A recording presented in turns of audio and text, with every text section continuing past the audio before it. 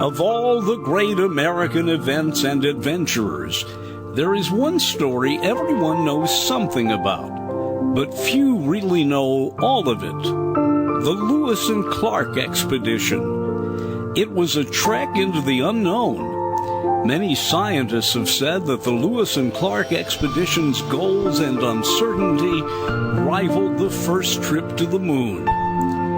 When Thomas Jefferson became president, the western boundary of the U.S. was the Mississippi River. More than two-thirds of the population of 5.5 million lived within 50 miles of the Atlantic Ocean. Without making headlines, Jefferson had tried twice to organize an expedition to go west. Enter Meriwether Lewis. Jefferson appointed him to be his private secretary. Lewis was only 26 when he got his own office in the White House. He was the kind of person Jefferson liked immediately. Adventuresome, loving the outdoors, liking to trek the wilderness, and having a reputation of doing very well in relating to Native Americans. There are stories that Jefferson and his friends spent long evenings poring over maps and speculating about the American West. One night, unexpectedly, Jefferson asked Lewis if he would help him undertake a trek to the West. Lewis immediately said yes. Jefferson asked Congress for $2,500 for a mapping expedition. The final Lewis and Clark trek cost $38,000. That's about $750,000 in today's money. Lewis quickly wrote an old friend, William Clark. They met in the military. Lewis thought of Clark as an adventurer who knew how to lead men, but was also meticulous in his observations. Lewis was immediately sent to Philadelphia. He met with educators, took a crash course in botany and geography, and bought supplies. Just a few months later, on July 4th, the Louisiana Purchase was announced. Jefferson had spent $15 million in doubling the size of the nation. Napoleon sold it for 3 cents an acre. He needed the money. Lewis went to Pittsburgh, overseeing the building of a large boat to go down the Ohio. He picked up Clark and recruits along the way down the river toward St. Louis. They began to be called the Corps of Discovery. Lewis and Clark and their men would overwinter at a camp they built upstream from St. Louis near Hartford, Illinois, the point where the Missouri joins the Mississippi. Springtime, 1804. Lewis and Clark go to a ceremony in St. Louis marking the handover of the Louisiana Territory. 2 months later, at 12 noon on May 14, 1804, the Corps of Discovery, 52 men from a variety of occupations and areas of expertise, slowly pushed off and headed up the Missouri. The group was a cross-section of the new nation, diverse from all points of the compass. They traveled on the boat that Lewis had commissioned in Pittsburgh, poling their way against the flow of the river with 2 smaller boats in tow. They arrived at what is now Atchison, Kansas on the 4th of July. They fired a cannon, drank extra rations of whiskey, and named a creek the Independence Creek. The Corps continued its trip up the river until it reached a site north of what is now Omaha.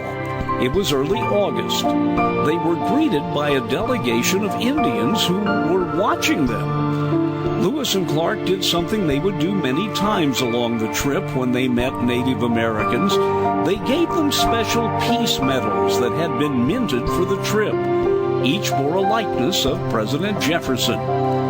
The Corps' first encounter with Native Americans had gone well. 2 weeks later, a member died, Sergeant Charles Floyd. He had severe appendicitis. There was nothing they could do to save him. His death was the only loss of life during the 2 years of the expedition. 10 days later, the Corps encountered another group of friendly Americans near Yankton, South Dakota. The meeting was interrupted by the crying of a newborn baby. Meriwether Lewis wrapped the baby in an American flag and said this tiny boy is a real American. Lewis and Clark and their men were beginning to see things they'd never seen before. Coyotes, antelope, mule deer. Some of the men managed to capture a prairie dog. They would bring it back to Jefferson.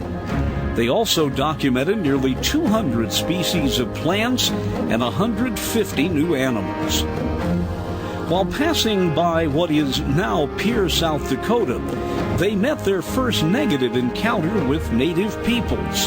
The Lakota tribe demanded they hand over one of the small boats as a kind of fee for going through the area. Just as things were getting tense, the local chief, Black Buffalo, stepped in. He calmed the tribe. Lewis and Clark and the group spent 3 days there. Further upriver, on the morning of the 25th of September, the Corps was amazed to find what appeared to be a massive American Indian village, and massive it was.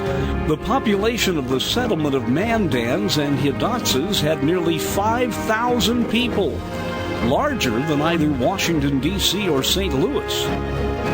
Clark decided that since winter was fast approaching, they would build a camp across the river from the Indian city. It was while they were overwintering and getting to know the people across the river that something would happen that would change the course of the Corps of Discovery. It was there Lewis and Clark met a French-Canadian fur trapper, whom they asked to serve as an interpreter. His name was Toussaint Charbonnet. He told Lewis and Clark that his young wife, whom he had won in a card game, was originally from the areas to the west, a member of the Shoshone tribe, famous for herding horses.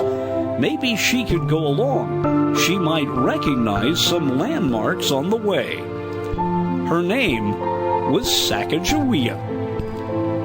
By late December, the overwintering fort had been built. The group moved in on Christmas Eve. A few days later, William Clark wrote in his diary that the temperature was 45 below zero, colder than any member of the Corps had ever experienced.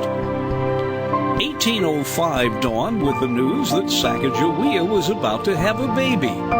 William Clark assisted at the birth. The boy was named Jean-Baptiste. On April 7th, Lewis and Clark sent a contingent of their party back to Washington in the large boat. The Missouri at that point was too narrow and rough. The returning group took the maps and the writings and some of the animals and gave them to President Jefferson. Moments later, the remaining 33, including Charbonneau, Sacagawea, and Jean-Baptiste, bid farewell to the Native American camp and headed west into the deeper unknown.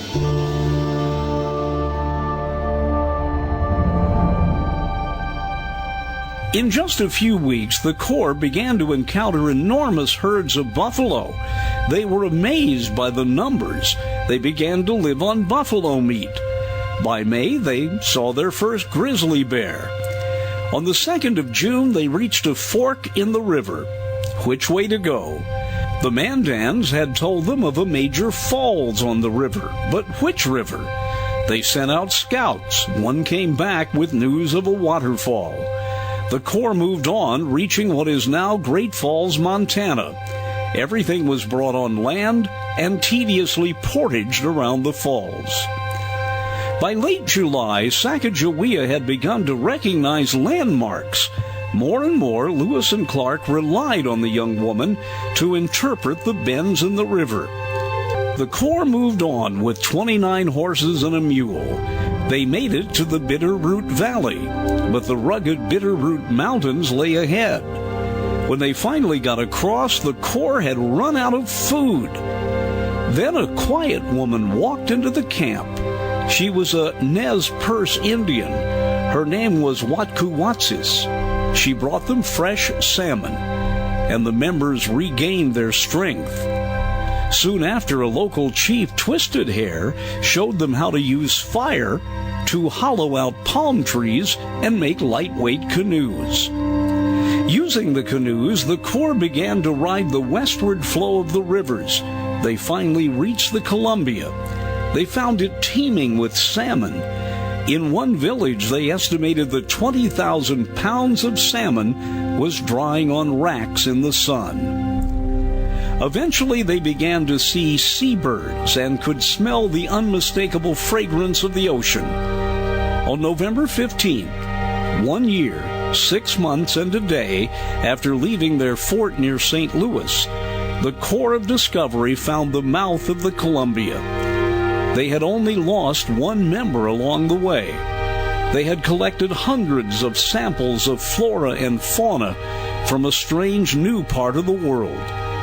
They had encountered native people and had traversed their lands, searching for the fabled Northwest Passage, and they found that it did not exist. There was no connection between the rivers of the East and the West without going over perilous mountains. What the Corps of Discovery did more than 200 years ago seems so distant from us today, but their trek was one of adventure, danger, and wonder, opening up a new world for new generations as European America spread west, across the beautiful lands, the snow-capped mountains, and the amazing rivers of the West.